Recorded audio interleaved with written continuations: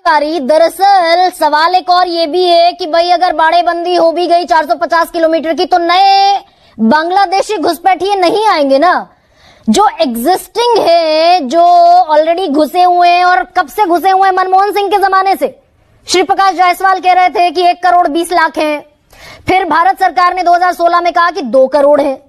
तो 2 करोड़ जो एग्जिस्टिंग है, जो नेशनल सिक्योरिटी को थ्रेट है, उसमें से कितना निकाल दिया? जी बिल्कुल, ये सवाल तो पूछा जाएगा कितने निकाल दिए गए, लेकिन क्या उसको निकालने की जब प्रक्रिया शुरू हुई, क्या वो वाकई उसमें बहुत ईमानदारी थी? क्या वाकई राष्ट्रीय सुरक्षा का जो मुद्दा है उसको उसी गंभीरता से लिया गया है, वो सिर्फ चुनावी मुद्दा था? ये सब प्रश्न बिल्कुल पूछे जाएंगे। लेकिन एक जो बहुत बड़ी बात यहाँ पर बार बार हो रही कि कितने एरिया में फेंसिंग हुई, कितने एरिया में फेंसिंग नहीं हो पाई। मनमोहन सिंह के समय में इतनी हुई, इस समय इतनी हुई। तो थोड़ा सा मुझे लगता है चूंकि वो क्षेत्र ऐसा है कि उसमें मतलब हम लोग यूपीए सरकार के समय में भी क्षेत्रों में जब किस तरीके की दिक्कतें आती थी, तो जो बहुत कठिन और जो जटिल एरिया था वही एरिया बचा हुआ था फेंसिंग के लिए। जो आसानी से हो सकता था उसको किलोमीटर में ना नापकर उसको इस तरीके से देखना पड़ेगा। जैसे मान लीजिए, ये तो संसद में डेटा रखा, ये मेरा अपना कोई दिमागी उपज नहीं है।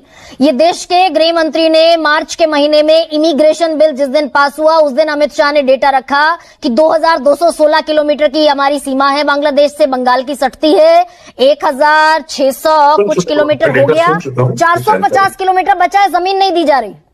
मैं वही आपसे कह रहा हूँ। ये मैं आपने चूंकि पूरा ओवरऑल मैं कंप्रेहेंसिव बात कर रहा हूँ, सिर्फ पश्चिम बंगाल की बात नहीं कर रहा हूँ। लगातार जो पूरा आपने बताया कि जितना बचा उसमें से 130 किलोमीटर के करीब तो आप ऐसा निकाल दीजिए जो रिवराइन एरिया है, जो नदी वाला क्षेत्र, वहां पर फेंसिंग हो नहीं सकती, वो असंभव है, वहां पर नहीं हो सकती है।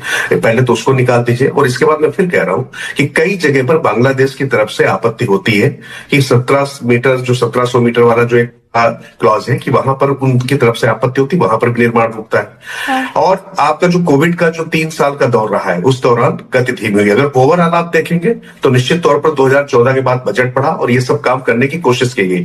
लेकिन चुनाव के समय मैंने तो दरअसल मैं ये सवाल पूछते पूछते थक गई दरअसल कि जो एग्जिस्टिंग 2 करोड़ है, मैंने कहा बाड़ाबंदी से तो नया बांग्लादेशी घुसपैठिया नहीं आएगा। जो देश में घुसा हुआ है, जो ऑलरेडी हमारे लिए थ्रेट है, खतरा है, उसको हमने कितने निकाल दी? मेरे ख्याल से इसको लेकर पहले भी प्रक्रिया जब शुरू हुई, जब भी कोई डेटा है, कुछ होता, देखिए हिंदुस्तान एक ऐसा मुल्क नहीं है ना कि वहां पर कोई एक फैसला ले लिया गया